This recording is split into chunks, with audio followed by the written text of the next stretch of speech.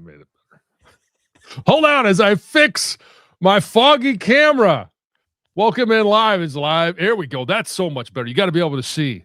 And I do want to welcome everybody in. Welcome back, friends, as we let you know what's going on in MGO Blue Podcasts this week. We've got a few things going on. Defend the Block post-game episodes from Northwestern on Wednesday night. That one's going to be in Evanston, and then UCLA.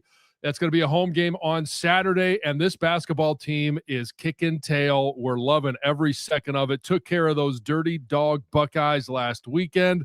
That was fun to watch. We'll get our resident insider information here from Brian Bush in just a few minutes, but Conquering Heroes, that'll be coming out on Thursday, and it is the head coach of the swimming and diving team. That is Matt Bow.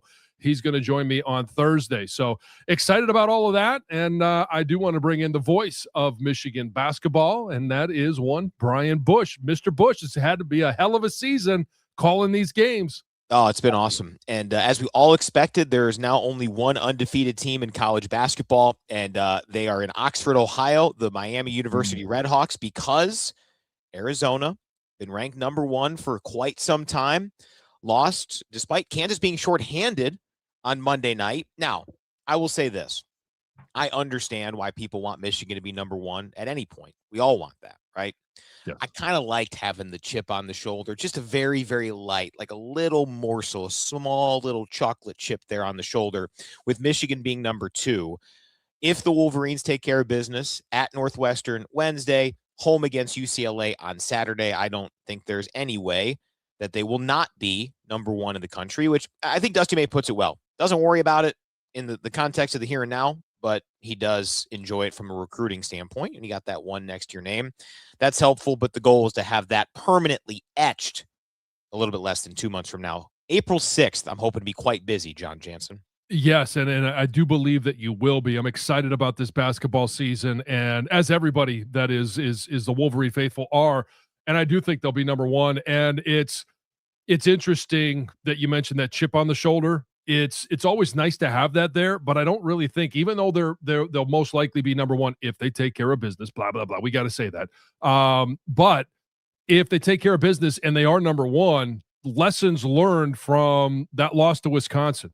And hey, you in the Big Ten, you got to come, you got to bring the juice every single time. And the end of the schedule is absolutely no joke. So it's something that, may be here, may be gone. Who knows what's going to happen at the end of the regular season, but it only matters, as you mentioned, come the beginning of April. 100%. And frankly, I mean, the one thing to remember about this, and then we'll get into our 7 from 77, Wisconsin is right on that 8-9 line. So it's easy to think, hey, Michigan, a 1 seed, cruise control to X round. But outside of Michigan being a massive favorite in the first round, no matter what line there are, 1 or 2, I don't think there's really much chance at either, beyond at either of those spots. Right now, Wisconsin's right on that 8-9 line. So it gets late early in the NCAA tournament. Doesn't matter what number is in front of you, but still pretty darn cool. And our buddy Scott weighing in here. Women's softball did do well in Florida. 4-1, only loss was to a nationally ranked top 10 Florida outfit. So, yeah, hasn't felt like softball weather much up here, but we wish Bonnie Thole and company good luck. Tracy Smith and company getting going this weekend. We're getting some Diamond Wolverines going. What are you talking about? Hey, look outside. I mean, it was almost T-shirt weather out there. You get so accustomed to those single digits. We're going to be pushing 40 degrees today, and it's time to break out the flip-flops and shorts. Have fun with that. All right, number 1 on our 7 from 77. We waited until the end last week to talk about Jason Beck when we did our offensive breakdown unit by unit, but I do think we'll hear from DC J. Smith, who comes to the Wolverines from BYU. We'll talk to him on the Jay Hill, I apologize. Jay Hill on the podcast audio version coming out Wednesday morning. But because of the uniqueness of what Wink Martindale's system was for 2 years, I wanted to touch off the top of how you would compare and contrast the potential for this new system, how it could operate versus what was a Wink Martindale defense that was very much substitution heavy, a lot of ebbs and flows to personnel. And obviously they'd bring some blitzes too. Well, So I don't know that we'll see enough of a difference in regards to the attacking style. This is going to be very much, and I don't necessarily want to say blitz heavy, but there'll be a fair number of blitzes. It's a very complicated defense, and you'll hear more from Coach Hill when we get to that audio. But I do think you'll see more of the top end guys in those third and short situations up front, third and long situations on the corners. You won't have that heavy rotation.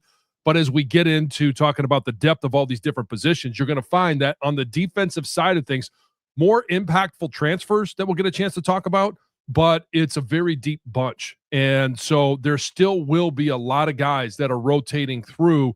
And it really looks like, at most positions, there's a solid they're a very solid 2 deep. And I think when in talking to Jay Hill, in terms of his temperament, how he sees this, and I'll just share some of the things that I do talk to him about. He's one of the coaches that has joined us that has been with Coach Whittingham the longest, played for him, was a GA for him, an assistant coach, an assistant head coach, a coordinator. And then he went off to Weber State and was a head coach for, I think it was 7 years. Difficult to take that head coach hat off and go to BYU as a coordinator and then to come to Michigan as a coordinator. But a lot of lessons that he learned at Weber State as a head coach are going to pay off in not just how he's calling the defense, but in college football, the way it is. The more coaches that you can have with that type of resume, when you get to the transfer portal opening and you're trying to manage a roster, it's a tall task for one individual to try and shoulder in the head coach. But if you have guys that have had that experience different at Weber State than obviously at BYU or at Michigan, I think it's a tremendous value add for this coaching staff.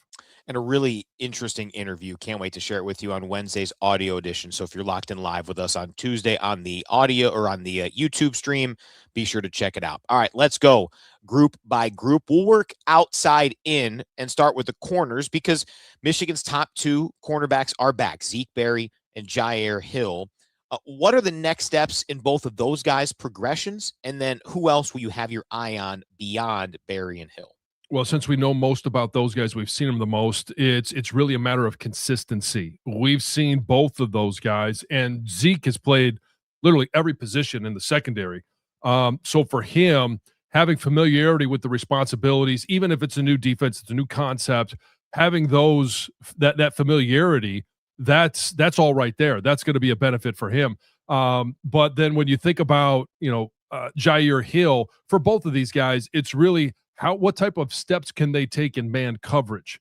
That's going to be the most difficult thing, especially in the Big Ten when you've got a roster of receivers, obviously headlined by Jeremiah Smith at Ohio State.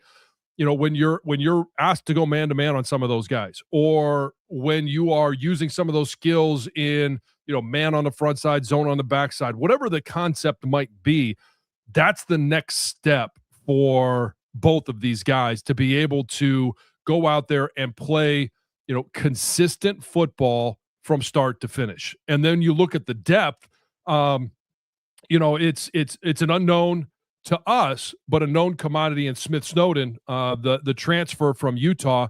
I see him as being that nickel guy, maybe that third starter once things get rocking and rolling, depending on, matchups and how they're going to start games with. And then some other guys that we're very familiar with, Shamari Earls, Josiah Enman, Jamarian Vincent, I would expect to be in that 2 deep rotation, /3 deep rotation. So there's a lot of talent out there. And Shamari Earls, we didn't see a lot of him last year because of an early season injury. He's a high-end talent guy, high motor guy. And we've talked about Josiah Edmond and his progression over the last couple of years. I think both of those guys, hopefully they could take another step forward, just like we're talking about the consistency with Zeke and Jair.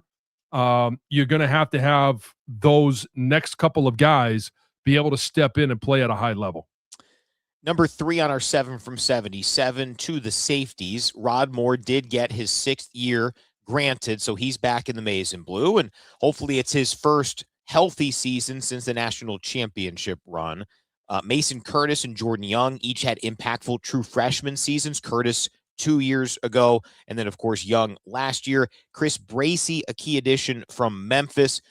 I think the storyline around Rod Moore is pretty simple. Stay healthy, and he's got a chance to be really, really good yet again. Agree? And then otherwise, how do you assess this group at safety? Well, for me, it really does kind of center on Rod Moore and his ability to get as healthy as possible. And some of it is obviously we're concerned about him being able to contribute in a Wolverines uniform, but it's also his contributions and what it leads to next. He was, before the injury, people were talking about him as a possible, day 1, day 2 pick. And that's obviously, it's going off the rails. He's trying to get it back on track. And I think he could be a huge contributor, not just for the skills that he brings, but for the, just the leadership that we have heard over the last couple of years. Obviously was, 2-time captain, has a chance to be a 3-time captain. And just having that experience, that leadership back there will matter. Chris Bracey, hell of a year at Memphis. And that was a huge pickup for Michigan in the transfer portal. We talk about the defensive side of things in regards to those that are, more impactful players coming into the transfer portal that I think we're going to see early on for this Michigan defense. He's certainly one of them. And then when you look at Jordan Young, Mason Curtis is one of those unique players that he could be used in a number of different ways. He could be, used as a nickel linebacker, and he puts on a little bit more, poundage. He could be used obviously in the secondary for the skill set that he has, a long player on the back end with a long reach. And don't forget about Taylor Tatum, kind of the wild card. He's the transfer running back from Oklahoma, but we've heard that he's going to be slotted in on the defensive side of things. So I want to make sure to bring him up. He was once I believe a 5-star, running back recruit. He's an athlete. And this is a coaching staff that when you start to look at what they've done over the years, Sione Vaki, and we know him as a Detroit Lion, but he was a guy that they used at Utah in the backfield, also on defense. So I wouldn't be surprised to see him be a guy that maybe we see him on both sides of the ball. We talked about the running back depth last week, and it's a high-end level talent. But he could be a guy that if you are, if you suffer injuries, now all of a sudden, hey, that could be a guy that could bounce from either side. So number 4 on our 7 from 77. This is why we pay you the big bucks, Jon Jansen, because we got to make sense of this linebacker room. No more Ernest Hausman, Jayshon Barham, Jimmy Rolder, Cole Sullivan. So what will you make of the group that has the biggest overhaul to come from 25 to 26? So the guys that we know of, and that's Nathaniel Owusu-Boateng. I think he's a guy that we saw a little bit, not in a little bit, we saw him a lot in the second half of the season. Chase Taylor, Troy Bowles. I think all of those guys are going to be major contributors in that linebacker room. They're fast. They're a little bit undersized than we're used to at Michigan, but all of those guys have some experience in the Wolverine uniform. And I think they're speed guys. They're going to be able to cover tight ends out of the backfield, running backs out of the backfield. And now it's a matter of who's coming in that can help support the run. Not that those guys can't, but you start thinking about some of the transfers that have come in. Nathaniel Stalling, from North Dakota State. He's a guy that I could compare him a little bit to Cole Sullivan from last year, where he had 3 interceptions, 75 tackles for North Dakota State. He was a huge force for their defense. Obviously a step up going from North Dakota State to the Big Ten, but we all know that North Dakota State plays a high level of football. To be FBS, Jon Jansen. Yeah. And I did see, I can't remember what the number was, but the cost that program is going to have to go through to be a Division I team in football. And it's only going to be in football. It's going to be to play in the Camellia Bowl or something. Yeah. And then you have the transfer, Aisa Moa from Michigan State, who I think will play a factor in there, and Max Alford, a BYU transfer, obviously a close relative of our running backs coach, and Tony Alford. So excited to get both of those guys in the building, and see what they bring. And a lot of this is going to be sorted out, obviously, in spring ball as coaches start working on the depth chart. I'll be at practice. I'll get a chance to see how these guys are taken to the new defense, taken to their teammates, how they fit into this new defensive style. We'll continue our 7 from 77 here momentarily after we hear from a new podcast partner, 3-Dimensional Services Group. Yeah, Brian, and they have a question for our listeners. Now listen up. How does a machine shop become a world-class manufacturer? Let me tell you how. You invest in the most advanced equipment to offer flexible tooling solutions and deliver scalable production, from high-speed aluminum matching to ultra-fast industrial laser processing, stamping, assembly, and automation. You can invest in highly skilled craftsmen. You grow into a manufacturer like no other. The 3-Dimensional Services Group. Visit them on the web at the number 3dimensional.com. That's 3, the number, dimensional.com. Prototype, production, proven. Well done. All right, number 5 on our 7 from 77. There should be optimism up front. At edge, John Henry Daly, a massive portal pickup, maybe the most important during the cycle. Cam Brandt, Nate Marshall, Dom Nichols are names we've all heard. And there's a 5-star coming in Carter Meadows as a key signing. How would you assess this group? This has been an area where Michigan maybe hasn't had, since Aiden Hutchinson, that big-time name, that, high first-round pick, but they've boasted some depth. Another guy's going to get drafted, probably day 2 in Derek Moore coming up in April. How does this group stack up? Well, again, I'll talk about the guys that we know about: Cam Brandt, Nate Marshall, Dom Nichols. When you look at Cam Brandt, Nate Marshall, these are guys that have a little bit more girth to them than Dom Nichols. I'd like to see Dom put on a little bit of weight, but he's got great length.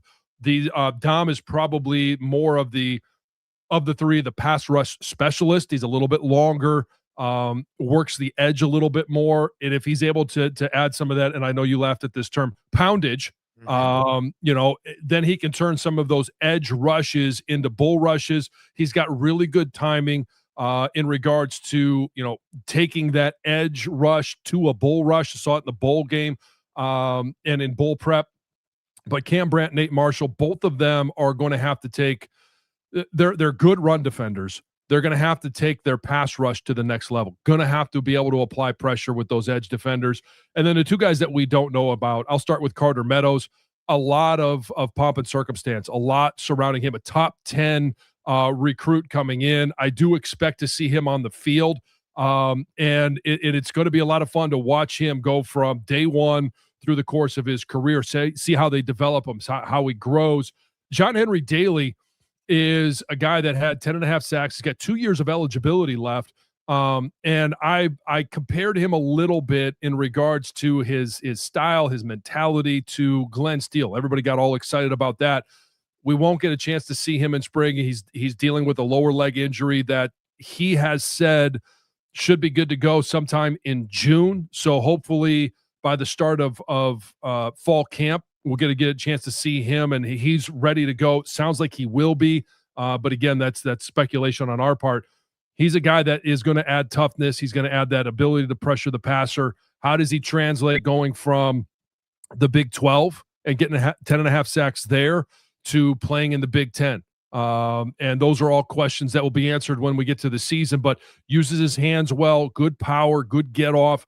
And he's a 3-down all day sucker. So I am excited to see him in a Wolverine uniform. Number 6 on our 7 from 77. We finished the position by position breakdown with the defensive tackles. I will say this, stay tuned on the audio side for the Jay Hill conversation, because I think he probably had the most interesting comments about this group. What say you about Michigan's defensive line?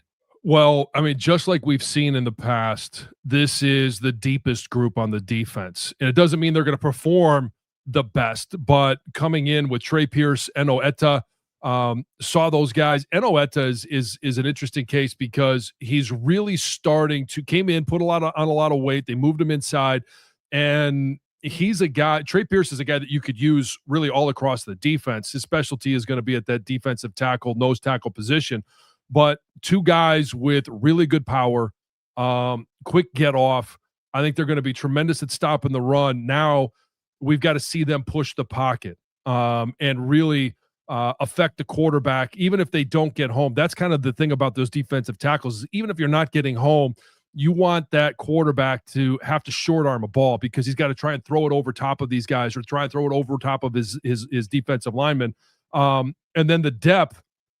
I'll talk about the guys that we know, and that's Manuel Beigel and David Palapale. Both of these guys are part of the program last year, and we saw some time. And I really liked what I saw from Palapale in the bowl preparation. Really took to working on technique, steps, hand placement, power, and his snap off the ball. So I'm excited about the depth at that position. And then you got you got a transfer coming in, and that's Jonah Lea'ea. He's a guy that, you know, this coaching staff should be very familiar with. And so he's coming in to provide some depth and impact at that position. And then I'm really excited about the two freshmen that are coming in, Alistair Vallejo, as well as Titan Davis. Now, we've got to see them in pads. We got to see what they look like. It's going to take some time, but there are some individuals, and I've looked at film, and it's really hard when you're looking at high school film to see how does that translate, because you're not really sure of the opponents that they're playing against, but they could be another Mason Graham, Kenneth Grant combo, a little 1-2 punch. So a little teaser. Gifts Keep an eye on the football gods. Gifts from the football gods. And, you know, and that's Titan Davis and Alistair Vallejo. Both of those guys, I don't know how much time we're going to see from them as freshmen, but get in the weight room, get the training table, put on a little bit. Oh, boy. Got somebody else excited there. Yeah. Let's go. Yeah, let's get fired up. Hey, put me on speaker over there. I want to get those dogs fired up. I mean, normally they bark at everything when they're out of their crates, and they don't bark at all when they're in their crates. And, well, there's a swing and a miss. Live production at the house. I love it. Yeah, let's get a little dog in you. That's right. That's right. Otis also sharing your enthusiasm about Jonah, so appreciate that from him. We want to get into the final 7 from 7. Okay, before we do, go ahead. Now that we've heard from the visitors in your room, what are the names? So the two dogs are Nellie and Clara. Nellie has one more leg than Clara. Clara had one chopped off for some issues there, but she's doing great. And then here we got. I like her. She's playing with toughness. That's right. And then this is one of our two cats, Bernadette, who she's named Bernadette because she burned her paws on a hot plate. So it's BURN. And then someone wanted to get rid of her. We said, well, we'll take her. Yeah. And a lot of my prep for basketball is done right here with Bernie on my lap. So she's normally here and no one ever sees her. Oh, okay. All right. Well, yeah, I'll leave those jokes aside. And when you're talking about, I mean, next time I wanted to ask you the names of the dogs. I was hoping that maybe one of them was going to be Butch, and I mean, something a little bit tougher than, what were their names again? Oh, they're both female. Nellie, yeah, well, I got that from their names, I hope. Yeah. Well, that's in the happy wife, happy life standpoint. I didn't get much say on the names. When you've got a sportscaster and a veterinarian, the naming tends to go to the veterinarian in the family. Yeah. Okay. Well, we had a topic along with the animal care, fortunately. Yeah, well, we had a topic this morning, and I think you passed the test in regards to if one of them gets out and you're running around the neighborhood, shouting their names. Those at least are names that feel comfortable that shouting. We had some texters text in with some really hilarious names that they named their dogs, and it would be interesting if one of them got out and they're shouting those names in the neighborhood. Yeah, no, I don't know if we should go into what those names were. I will say though, because they're both female dogs, they, my wife Katie gets some very, feminine like jackets for the winter. That's not fun. I would love to she is not a Michigan State grad. She did not go to veterinary school in state. Ross University in St. Kitts, and then Colorado State. So Okay. no Michigan State. Okay. And actually, to bring it all full circle, because I really thought that when we moved up here, I was like, and we're really going off the rails here. I really thought that, my status at Michigan might help to be like, hey, maybe it'll help Katie get a job. Well, pretty much everybody around here, vet hospitals and clinics are Michigan State folks. But the owner of her clinic is married to one of the assistant wrestling coaches here at Michigan, David Bolyard, great friend. We love the Bolyard family. So there was a nice little Michigan maize and blue because there's a lot of Michigan State around. I can imagine her going into excuse me, some of those job interviews. Yeah. Hey, tell us a little bit about your family. Well, my husband, Brian Michigan. Anyways, let's talk about my animals. Yeah, exactly. Yeah. So, oh man, gotta love it. All right, number 7. Speaking of job interviews and job processes, no more Lou Esposito here for the Wolverines. So we'll actually have Tony Alford on next week's show, which will be an interview only show, no stream next week because I'll be on the road with basketball. So Coach Alford's the Lone Ranger. We'll miss Lou Esposito's interviews, his voice. That was always a joy to have Coach Esposito around. But the impact for Michigan, we don't know who that new defensive line coach will be. But Kyle Whittingham was very intentional about saying my goal was to have 2 or 3 returning staff members from the past staff and then bring in new folks everywhere else. Now it's just Alford. Yeah, and I mean it's interesting. And we'll see, there's plenty of people around here that still have connections to Michigan football of days gone by, myself included. So there'll be plenty of Michigan flavor around the building. And, we don't know who that defensive line coach is going to be, but I can tell you this. With the reputation that Coach Whittingham has, and being a defensive-minded guy, Jay Hill is a defensive coordinator, and the list of the edge and defensive tackles that we just talked about, this is a very enticing job. So they're going to be able to go out and to bring it all full circle, have their pick of the litter in regards to who they want to bring in for that defensive line coaching position. Oh, man. On that note, it's tough to top that tremendous transition, but we've got a great one. New defensive coordinator Jay Hill on the audio side. Here on the video side, it looks like there's a connection being made here. Goats since Yost hitting up Marcus here. I don't know the connection. I'm not a Simply Cuber lurker. I'm sorry, but glad to hear we got some friends being made in the comments, so we appreciate that, no doubt. Goats also said, I trust the process when we were talking about the build of this defense. Otis bringing up the fact that Indiana had smaller defensive tackles and it worked well. I think that's an interesting topic overall because we've discussed the story of Indiana, and it's great story. Congrats to them, national champs.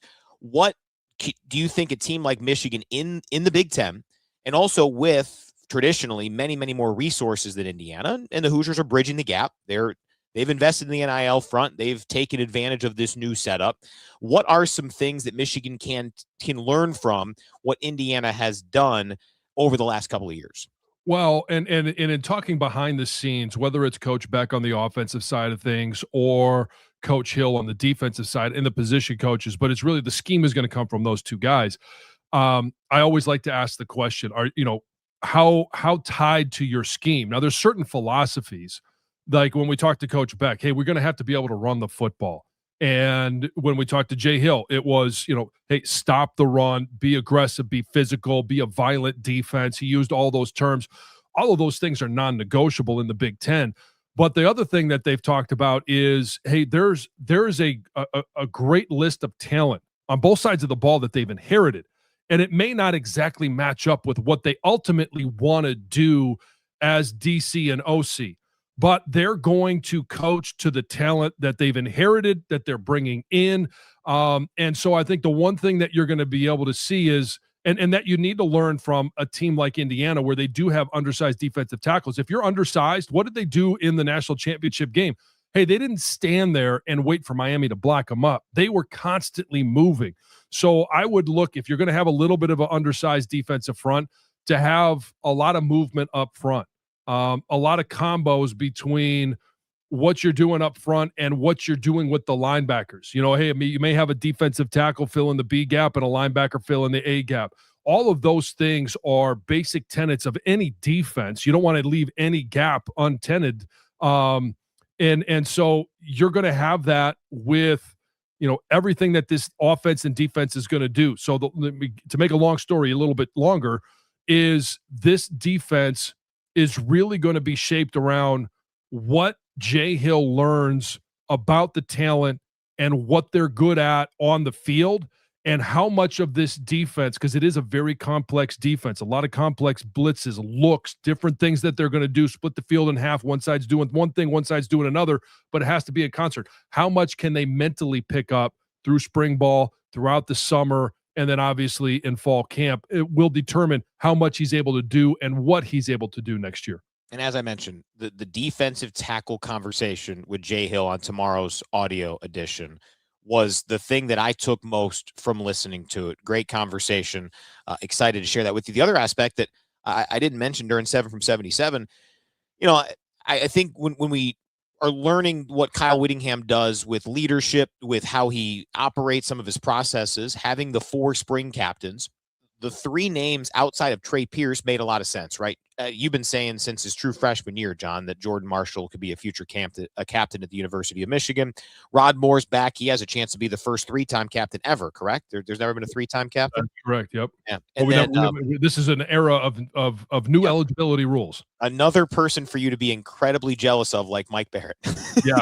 He got a 6-year and multiple more starts. Now, I didn't want to get there the same way that Rod Moore has gotten there, but I mean, he loves this program. He loves this team, and he wants to get his career back on track. Yeah, but the Trey Pierce aspect, not to say that, I mean, I've enjoyed my conversations with Trey over the last few seasons, but that was a name I wouldn't have necessarily predicted for that other spring captain spot. What have you seen from Trey in terms of his voice, leadership, action around the building? Well, he's one of those guys that leads by example in regards to always being on time, always giving high effort, high motor. His energy is there. He's a guy that everyone else is going to look to as to how they're supposed to operate their business on a daily basis. He takes care of all the little details. It would be shocked if I heard of Trey Pierce having any issues up on the hill in terms of missing class or missing assignments. He takes care of that. And that's what I think the one thing that gets lost in a lot of what it takes to be a leader at the college level is you've got to take care of so much. NIL, it's something I never had to deal with. And those responsibilities, along with, making sure you're a guy that's going to graduate and graduate with a GPA that actually matters. Guys are going to look to Trey Pierce in everything that he does because he is right place, right time, and he's always present in the moment. All right, so let's talk about these 5 defensive groups, and instead of going 1 through 5, and maybe if you did the number on a scale of 1 to 5, I'd be curious just ranking in terms of the defensive group you're most confident in for 2026. I think you kind of alluded to it being those defensive tackles through the one that maybe you have the most question marks about. So of the 5, corners, safeties, linebackers, edges, and defensive tackles, give us not the 1 out of 5 for each in a vacuum, but most confident to least confident as we stand here in mid-February. Well, I'm most confident in what we're going to see from the defensive tackles. Just because, hey, we know those guys. I know those guys. I know what I see out there working out. I see a lot of things that lead me to believe those guys are taking that step forward. And I've seen them on game day. They've got that experience. And I'd really say the defensive front, because all of a sudden, hey, you throw in a player like a John Henry Daly, a high motor guy, he fits right in with that group. I think the one with the highest ceiling, I'll put it that way, is I think that linebacker group. I'm really excited about this group, and I know there's a lot of unknowns, but in regards to what we saw from Chase Taylor and Owusu Boateng, I think those guys could be high-level players for this defense and used in a lot of creative ways, in coverage, in being able to pressure quarterbacks, in stopping the run. And as we've seen, especially from Ohio State with Bo Jackson, that's a guy that can be a downhill threat as well as a guy that can get on the edge. So you're going to have linebackers that match up with that. When you play Oregon, you're always going to have a power guy, you're going to have a speed guy, and you need linebackers that are going to match up with that. And I'm really excited about, the transfer coming in and stalling, and the depth that position yet again will provide.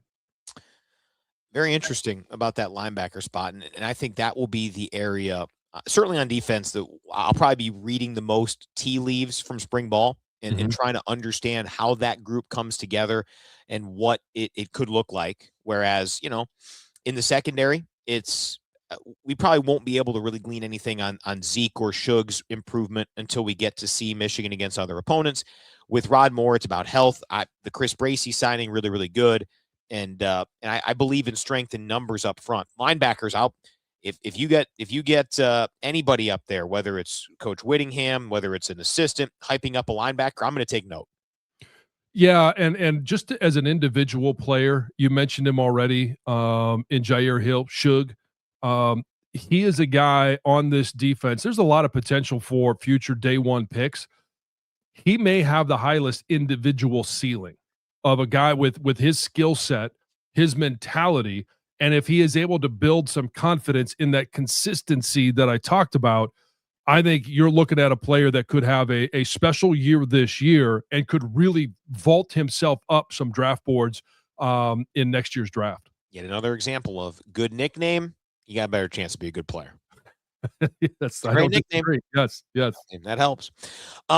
Let's talk about the Super Bowl. First off, Tails did fail you. Apologies. Yes. I did not track any of your other. I think you got the Gatorade color, right? I did get the Gatorade, yes. And it was not just yellow. It was neon yellow. I mean, that was bright. Boy, NBC was looking for any sort of shot because that game was largely pretty terrible. We asked for predictions, and more of our viewers and commenters from last week's episode did pick the Seahawks and the Patriots. So salute to you. Chaz Go Blue 43, the closest one to it. He had it being pretty much a blowout. Seattle 31, New England 17. So well done from Chaz there. What were your takeaways for now 3 Wolverines adding Super Bowl rings? Mike Morris, Olu Oluwatimi, and how about A.J. Barner? Oh, yeah, A.J. Barner with the first touchdown in the fourth quarter in this game, and then there was a scoring explosion. But it was largely a snooze fest. Really happy for Mike McDonald, for all the Wolverines that are on the Seattle team. I feel for Michael Onwenu on New England's side. That's a tough one to lose. I was never in that game, so I never had a chance to win it or lose it. But everybody that's lost it has said that one is really hard to get over, and it takes a long time throughout the offseason. But I think when you lessons learned. This past year, 8 of the top 10 defenses were teams that were playing past the first round of the playoffs. This was a season where it was, yet again another return to the rushing attack, and the importance. And we saw it with Kenneth Walker in the Super Bowl MVP. And no, I don't believe a kicker that makes 5 kicks should be the Super Bowl MVP. They got that one right, but it was a season that was, I think, most defined by defensive performances. You had, 2 of the top 3 defenses playing in the Super Bowl. Mike McDonald, the first, exclusive play caller as a head coach on the defensive side of things to be, to win a Super Bowl. And then you have a look at what Myles Garrett did this year. It was really defined by defensive performances, and we saw it in the Super Bowl, going into the fourth quarter, not having given up a touchdown on either side.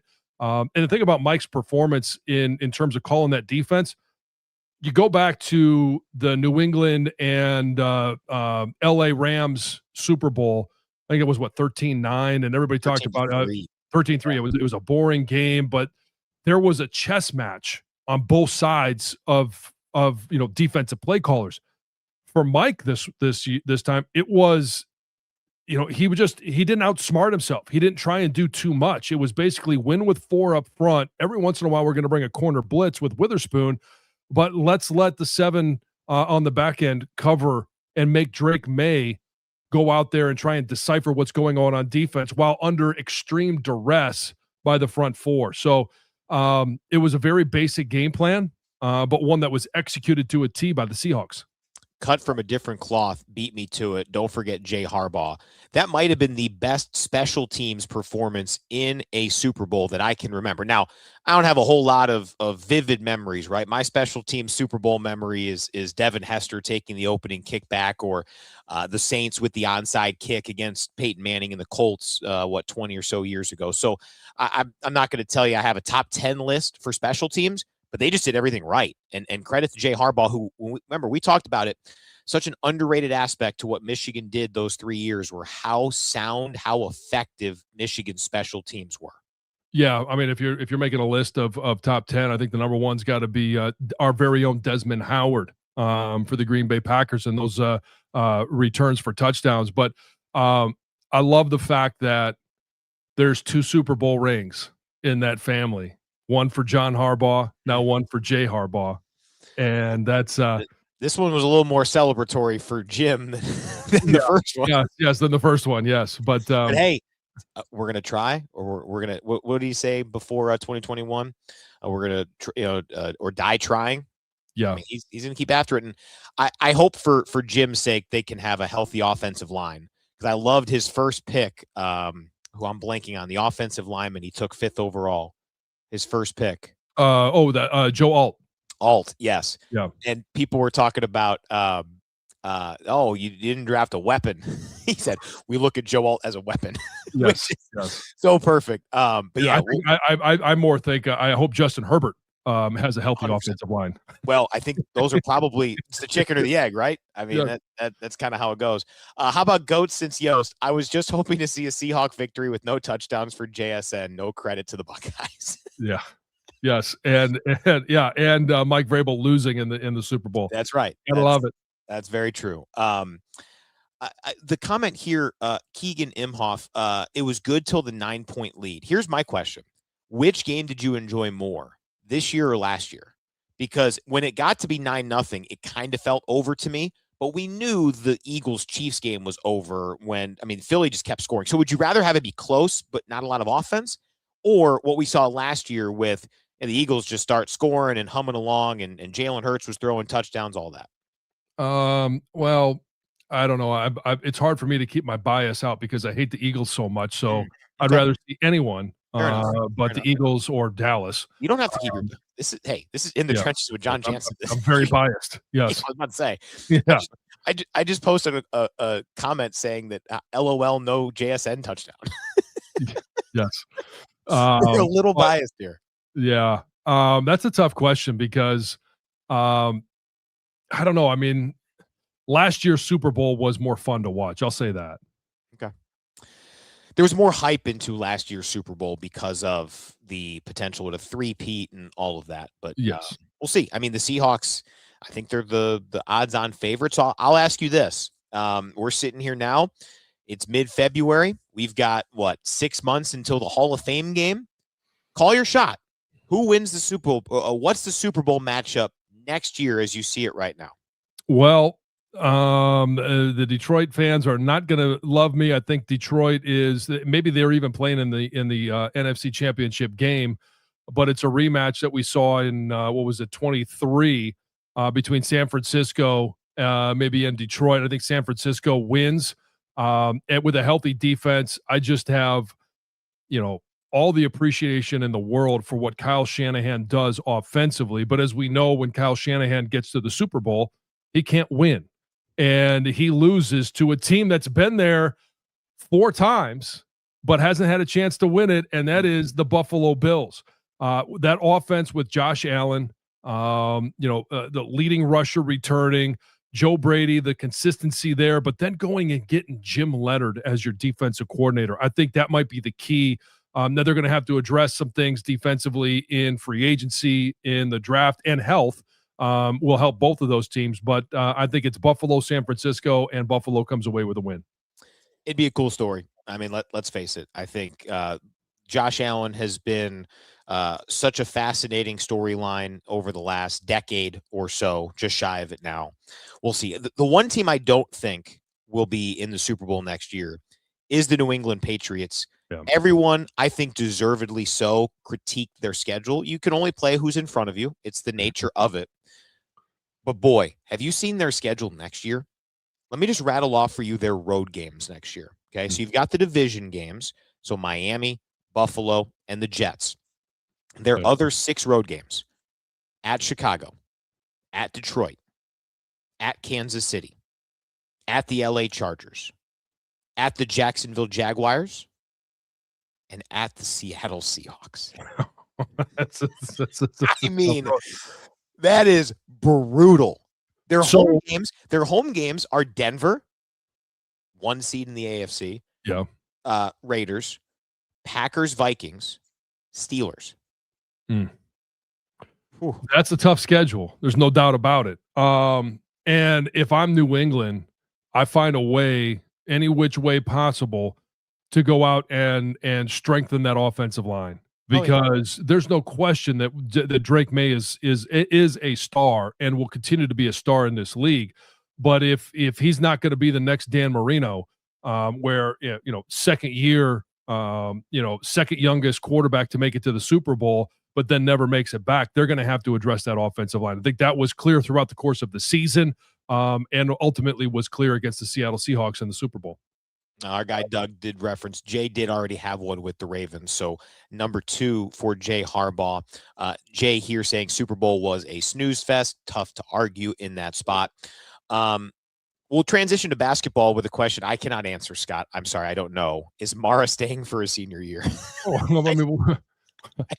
We got so much to go in this year. Let's just enjoy the moment. I appreciate the question. Scott's a loyal viewer, loyal listener. We appreciate it. And here's the thing. It's a good problem to have. One, I would say, with pretty much anybody who's on the border anymore in college basketball, and this is not any inside info, it's just how this goes. Michigan has 4 returning scholarship players this year, and that is a massive boost. That is a massive advantage. I would cherish every player on this team. I would cherish the team as much as I'm looking forward to hopefully being on a broadcast on April 6th. You also got to enjoy the ride. There's a chance to win a Big Ten championship. There's a chance. I mean, there's some awesome games coming up, but there is no game I am more excited about than Michigan at Illinois on a Friday night. Morez Johnson Jr. going back down there. Michigan has not beaten them, those Fighting Illini, since before Juwan Howard showed up. John Beilein was the last head coach to beat Illinois. Illini rolled Michigan, and that to me was kind of the end of the real Big Ten race for Michigan last season. So I'm fired up for that. Oh, trust me, I know the history of that matchup with and the family ties. My father-in-law having played football and baseball there, and my wife obviously having played tennis there. Both obviously graduated from there. I get reminded of that not daily, but frequently. And so I am looking forward to that matchup. But let me ask you this question in regards to the Mara question. How do you think his game translates to the NBA? Well, if he hits 2 of 3 from 3 like he did on Sunday, that definitely helps. I will say this. We were talking about a little bit with Dusty on the radio show. You can catch the radio replay. It's up on our podcast feed, MGO Blue Podcast. Dusty is always so generous with his time. It was almost a half an hour with him on Monday night. And we were talking about the 3-point shot. And more than anything else, if you can just make a team respect a guy like Adai Mara out there, Rez has done this too. He's hit, I think, 5 threes on the year. His real growth has been at the free throw line. He's like 18 percentiles above what he was at Illinois last year. But it's just about the floor spacing aspect. And where Michigan really took advantage of Ohio State on Sunday was the fact that they had to account for him, which allowed the rest of Michigan's offense to just crash the glass. And Michigan, for the second straight game, just really the third straight game, because the Michigan State game, they held even, and Michigan State came in as the best rebounding team nationally, and Michigan was straight up with them. I think it was 36-36. Mm-hmm. So the last 3 games, Michigan has been outstanding on the glass, and that's what that allows it to do. So, when you're 7'3" with his athleticism and his passing ability, I think you're going to have, Terry referenced Wemby just in terms of some of the just body type and some of the things he can do. The one kind of like wrap around lasso passes, I think how I described it on the air against Ohio State. Like, you can't teach that. I've said before, Dusty knows how to push buttons differently on different players. He coaches a guy really hard because he knows how much he can provide. And I think the two people who were really wondered about in terms of their true upside when Dusty went and got interested in these guys and then got him out of the portal were Elliot Cadeau and Adai Mara. And have they had great games every time? No. But, man, Cadeau's a 14-0 assist to turnover ratio the last 2 games. Mara had his best game maybe of his career the other night against Ohio State. The nice thing is that they don't have to have those types of games every single night because you can have others get involved. But I'm high on both Adai and Rez from an NBA draft standpoint. And again, this is just me guessing. I think Michigan's going to be on enough big stages this next 2 months to where it's going to be really tough for guys like that to not leave because NBA teams are going to be salivating. Well, you might be right. We'll see. It'll be it's going to be a fun ride. It sure will. Anything else that you want to touch on before we get out of here? Excited you can join Terry and me 8:00 on Wednesday for Michigan Northwestern. If you're outside the Michigan state of Michigan Varsity Network app, Michigan Athletics app, catch us.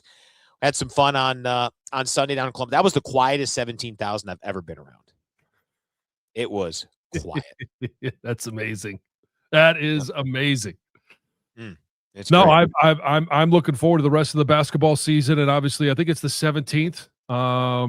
They go down to next Tuesday down to West Lafayette. Yep. I have a vested interest in that. My oldest is a sophomore down in West Lafayette, and obviously that game against Illinois. So a lot of big matchups coming down the chute here at the end of February.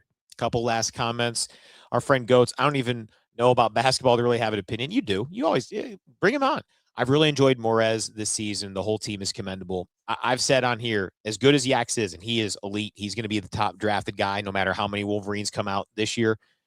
I think Morez might be the key to this whole thing because he can just fit into pretty much, so can Yax, but he can fit into pretty much any system, any setup, any play call, any offense or defensive set.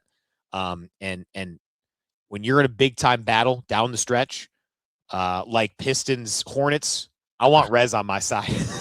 Yeah. No disrespect to our good buddy Musa Diabate. Loved Musa here in Ann Arbor. Give me Rez. Yeah. Boy, did he lose it. Yeah. And cut from a different cloth. I went to UCLA podcast and they were so upset and complaining about losing Mara because he's playing so well at Michigan. We got another LOL. We're LOLing all other Big Ten teams, but it's a fun time to be. How about more than 100 people locked in for pretty much this entire live stream? We are very thankful to all of you. We will have no live stream next week because of that vested interest Michigan-Purdue game. Terry, Tony, and I will be en route to West Lafayette during this normal slot, but we'll bring you hopefully a Michigan win on the way back. John, great stuff as always, and we'll have some more fun on the podcast with the Jay Hill conversation, which is great. Yeah. And thanks a lot for everybody listening. Go Blue. Indeed. Go Blue. We'll talk to you in 2 weeks on the football side, Saturday after UCLA here on Michigan Athletics YouTube.